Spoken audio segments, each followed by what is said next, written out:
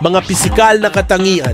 Kapag pumipili ng broodcock, hanapin ng maliit na ulo, matingkad, mabangis at pulang mata, mahaba at proporsyonal na leeg, katawang hugis football, nakausling buto ng dibdib, palatandaan ng malakas na tama, mas mahabang binti kaysa sa lulod, mga balahibo sa buto ng buntot na nasa 45 degree na anggulo.